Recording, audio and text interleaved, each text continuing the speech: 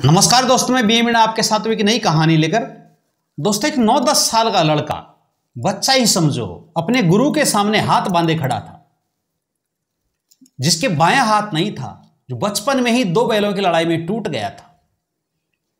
वो गुरु से विनती कर रहा था कुश्ती सिखाने के लिए। गुरुजी ने पूछा कि आप कुश्ती क्यों सीखना चाहते हो? तो लड़के ने जवाब दिया कि मुझे और मेरी बहन को सभी लोग चिढ़ाते हैं।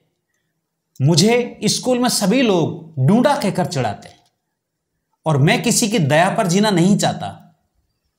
मैं अपनी सुरक्षा और मेरे परिवार की सुरक्षा खुद करना चाहता हूं, इसलिए मैं कुश्ती सीखना चाहता हूं।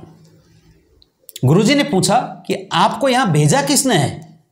तो लड़के ने जवाब दिया कि आपके पास आने से पूर्व मैं कई गुरुओं के पास गया, लेकिन सभी ने मुझे कुश्ती सिखाने से मना कर दिया। उस लड़के ने किसी बड़े अखाड़े वाले गुरु का नाम बताया कि उन्होंने मुझे यहां भेजा है और उन्होंने कहा है कि आपके पास कोई काम नहीं है, वही आप ही मुझे कुश्ती सिखा सकते हैं। गुरुजी समझ गए कि गुरूर भरा जवाब किसने दिया होगा। लड़के की भावना देखकर गुरुजी ने उसे कुश्ती सिखाने के लिए हां कर दी। यद्यपि उसने इस समय तक कुश्ती सिखाना छोड़ दिया था, फिर भी उस बच्चे की लगन को देख करके उसने कुश्ती सिखाना स्वीकार कर लिया। उसने उस बच्चे से कहा कि आप कल सुबह तैयार होकर आ जाना। लड़का सुबह 5 बजे ही मैदान में पहुंच गया। गुरुजी ने अपने मुद्गल से धूल चटकाई, मिट्टी रौंदी और उस लड़के को अभ्यास करवाना शुरू किया। गुरुजी रोज एक ही अभ्यास करवाते। एक अभ्यास को करवाते करवाते 6 महीने बीत गए, लेकिन कोई दूसरा अभ्यास नहीं करवाया। एक दिन गुरुजी का जन्मदिन था। जन्मदिन के मौके पर वो लड़का अपने गुरुजी के पैर दबा रहा था।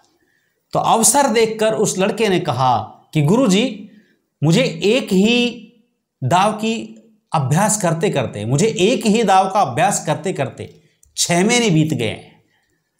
इसमें अब मैं निपुण हो चुका हूं, आप मुझे कोई दूसरा दाव सिखाइए। लेकिन गुरुजी बिना कोई जवाब दिए वहां से उठकर चले गए। लड़के को लगा शायद गुरुजी नाराज हो गए।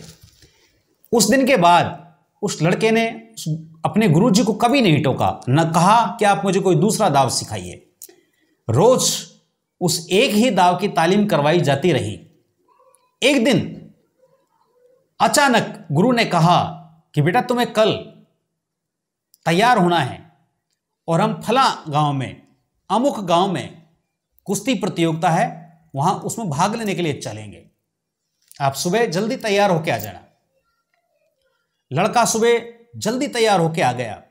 गुरु और शिष्य दोनों प्रतियोगिता स्थल पर पहुंचे। प्रतियोगिता स्थल पर नामी गिरामी पहलवान दूर दूर से आए थे, क्योंकि बहुत बड़ी प्रतियोगिता थी।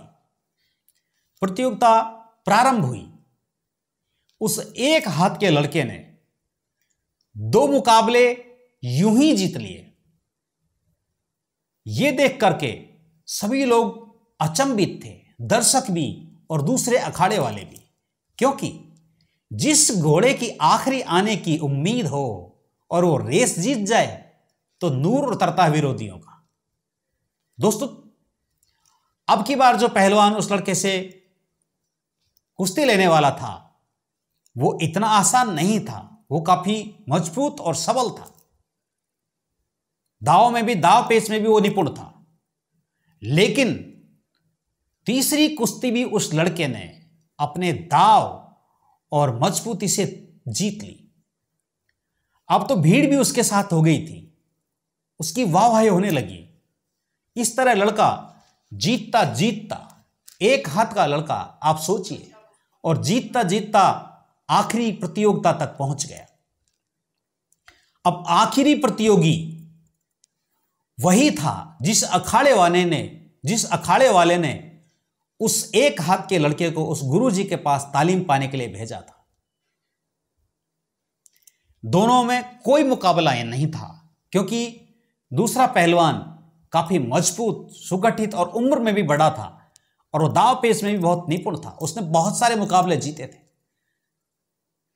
आयोजकों ने यह कुश्ती लेने से मना कर दिया कि भाई ये बराबरी का मुकाबला नहीं है, क्योंकि एक तरफ एक हाथ का लड़का और एक तरफ इतना मजबूत पहलवान, मजबूत और वो सजीले पहलवान ने कहा कि मुझे बिना लड़े कुश्ती नहीं चाहिए, क्योंकि मैं ही मजबूत हूं, मैं ही जीतूंगा, इसलिए इसका सारा इनाम मुझे मिलना चाहिए।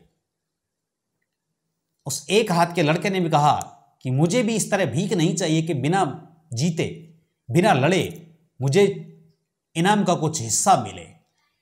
मुझे सम्मान के साथ, यानी लड़कर ही मुझे कुछ प्राप्त होता है तो मैं प्राप्त लूंगा, वरना नहीं लूंगा। दोनों की जिद देखकर आखिर में प्रतियोगिता आयोजित की, दोनों में कुश्ती हुई, लेकिन मौके के वार और समय पर दिए दाव के कारण वो लड़का आखिरी मुकाबला भी जीत गया। दोस्तों, कैसा माहौल रहा होगा उस समय वहां, रोमांच। एक हाथ का लड़का, एक तरफ मजबूत पहलवान, किंतु जीत गया।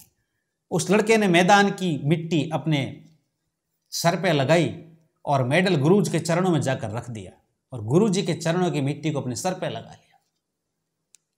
उसने अपने गुरु से पूछा कि गुरुजी, आपने मुझे एक ही दाव की तालीम करवाई, फिर भी मैं आखिरी प्रतियोगिता तक कैसे पहुंच गया और कैसे जीत गया?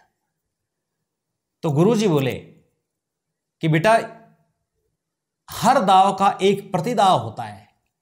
इस दाव का भी एक प्रतिदाव था, किंतु इसमें बायां हाथ पकड़ना पड़ता है। प्रतिदाव देने के लिए बायां हाथ पकड़ना पड़ता है और आपके बायां हाथ था ही नहीं। अब आप समझ गए होंगे दोस्तों कि वो लड़का, एक हाथ का लड़का, मुकाबला कैसे जीत गया।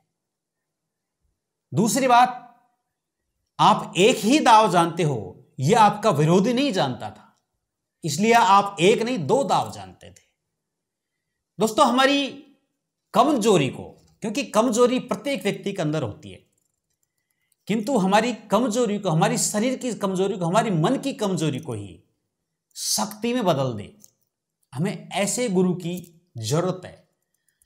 हमारी कमजोरी को शक्ति में बदलकर हमें जीना सिखा दे, वही वास्तव में सच्चा गुरु होता है। हमारे साथ बने रहने के लिए आपका बहुत बहुत धन्यवाद। फिर मिलेंगे दोस्तों एक नई कहानी और नए वीडियो के साथ।